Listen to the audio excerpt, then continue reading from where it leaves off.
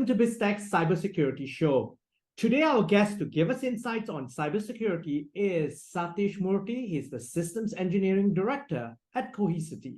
Cohesity was founded in 2013 and is headquartered in California. It's a data management company offering solutions that simplify data management, backup recovery, and analytics. Now, with that, welcome to the show, Satish. Thank you, Brian. Pleasure to be here. Now, Satish, I want to ask you, first of all, front and center, ransomware is on the rise exponentially globally. In Q3 now, 2023 in Asia, what does the situation look like? Thank you, Brian. It is the top of mind with every C-level executives, Brian. You know, ransomware, the moment I walk into almost every day with some customer, either on an evening or in the morning, in their office and our office. But one thing that common strikes today is ransomware.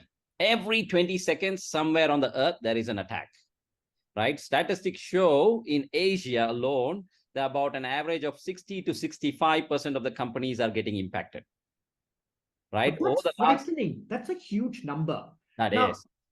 However, in some markets, companies are not required to report breaches. Some markets they are. Tell us a little bit about this and how this is playing out into the awareness levels of CIOs. Oh, that's a good one, right? So if you look at it, Brian, one thing, a well-kept secret in IT is not talking about ransomware, right? Absolutely. A lot of our customers who get impacted also said, hush, hush, don't talk about it. Right. But the challenge is this is one place where IT need to collaborate further and faster. Right. Whether it is regionally or across APAC, what we see is a considerable number of attacks that happens, different kind of attacks. And we'll talk about that later. But if you look at the overall sense, yeah, I don't have to comply.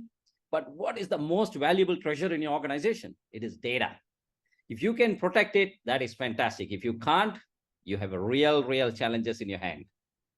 Okay, and so one of the other things is the following. Again, it varies from market to market in Asia Pacific region. Should I or should I not pay the attacker? And that's a big issue confronting. If you want to keep it quiet, a lot of times the pressure is to just pay them off. But maybe you can walk us through the case for and against paying these attackers. Fantastic, right? So if you look at, hey, I am an organization. How much is my data valuable? My business is 100 million, 200 million US dollars. I am keen to continue my business. That's why people are there. And now you look at ransomware attack, the whole data center, everything about the organization is down. Now, how much is that data valuable to you? Is it important for your email to be going out? Is it important for your checks to be recorded? Is it important to digitalize? All of these are important. And now that you ask me, what is the worth of it? It may vary from company to company. And one of the most important things, Brian, assuming that I pay the bad guy, right? Given that I pay $1 million, a couple of $1 million that he asked me, how sure are we that if I get the right copy with me back?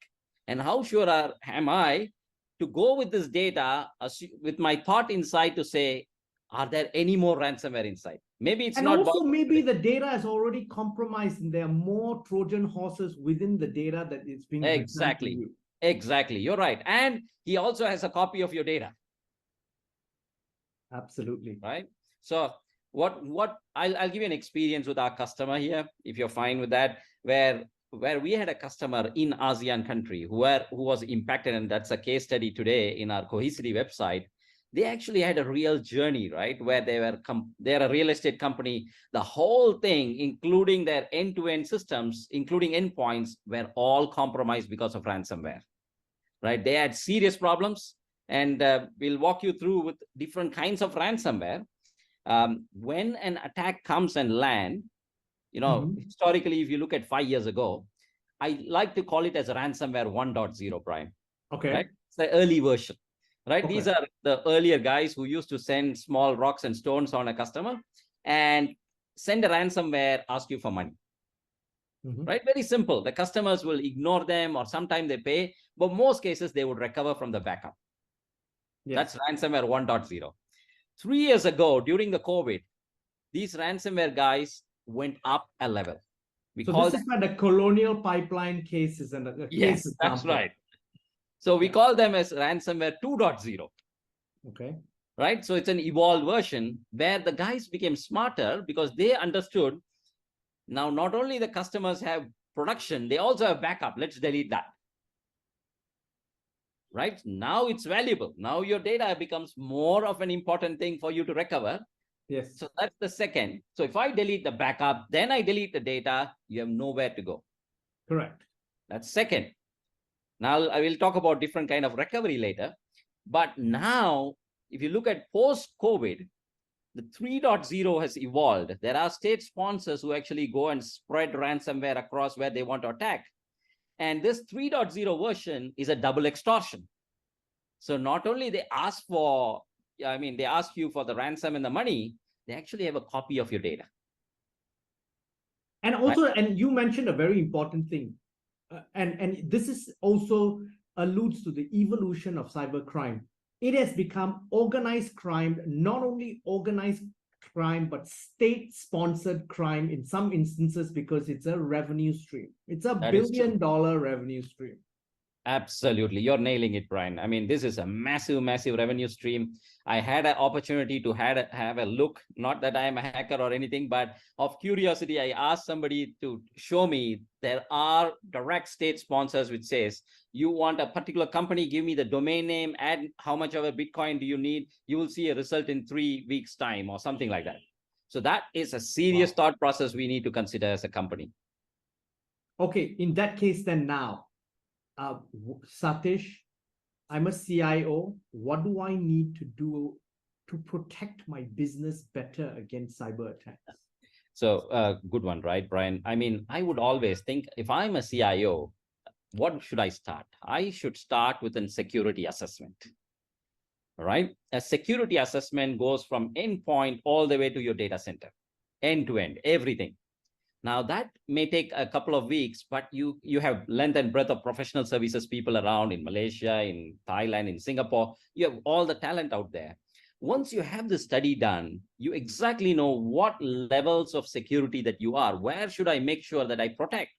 Now, if I have $100, protection probably is about $80, right? But one of the most important one, Brian, which a lot of C levels forget, irrespective of how much you protect, there is a chance of a ransomware attack, right? If you see, and also now increasingly coming through the supply chain, I may have figured out and protected myself, my organization itself, but the vulnerabilities are in my supply chain. Absolutely. So assuming that this is possibly, it's not a question of when it would happen, if and but, that's not true. It's only a question of when it would happen, right? So given that there is an impact, how quickly can you recover your data? That is a very, very critical point. So you're looking at securing your data assets in your company and also making sure that you have an opportunity to do a rapid recovery. Okay.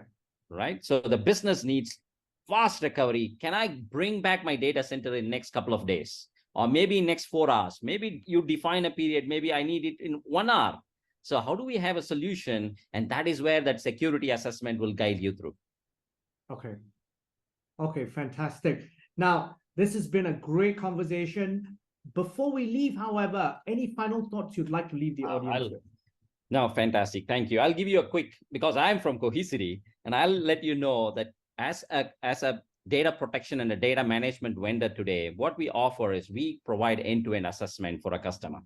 Now, just to add on, what the solution does is, one, protecting your data, which is your most valuable asset.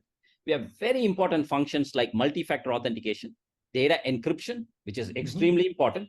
And you also need a technology feature, which I'll add on, which is very important, which is called the data quorum.